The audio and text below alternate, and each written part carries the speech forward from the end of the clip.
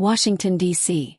The presence of the National Guard in the nation's capital has intensified tensions across the country as former President Donald Trump signals he may deploy federal troops to cities like Chicago and Baltimore. The move comes amid growing unrest, protests, and heightened political division, raising fears of a deeper confrontation between the federal government and local authorities. In Washington, residents woke up to the sight of National Guard units patrolling key areas, including near the Capitol and prominent landmarks.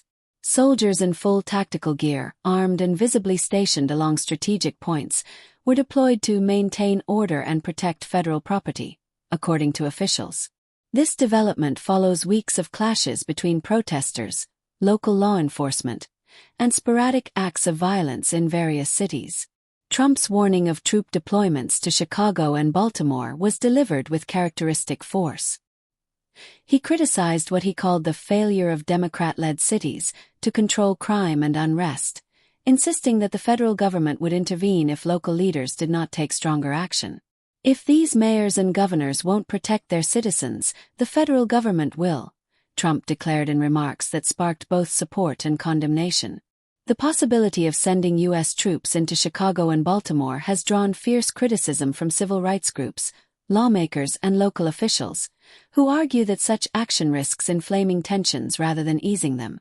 Baltimore Mayor Brandon Scott said in a statement, "What our communities need are investments in jobs, education, and justice, not federal troops patrolling our streets." Similarly, leaders in Chicago expressed concern that military involvement could escalate confrontations between citizens and authorities. Supporters of Trump's stance, however, argue that decisive measures are necessary. Conservative commentators and allies have pointed to rising violent crime rates and unrest in major cities as justification for federal intervention.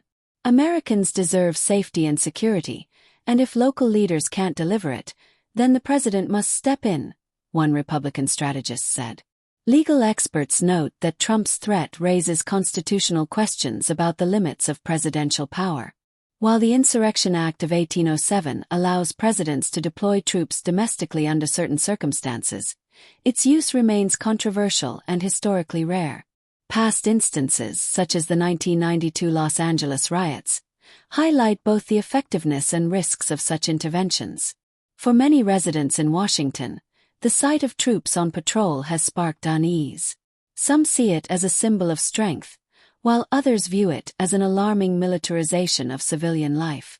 Community organizers warn that the growing reliance on military force could set a dangerous precedent for American democracy. As debates intensify, the nation remains divided over how to address civil unrest and crime in major cities. Whether Trump will follow through on his threat remains uncertain, but the deployment of the National Guard in D.C.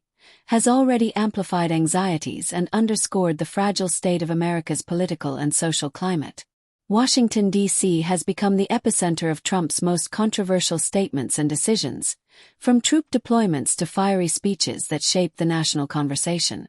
Don't miss out on the latest developments, in-depth analysis, and exclusive updates straight from the heart of D.C. politics. Subscribe now to get breaking news alerts and insider coverage on Trump, the National Guard, and the future of America's cities.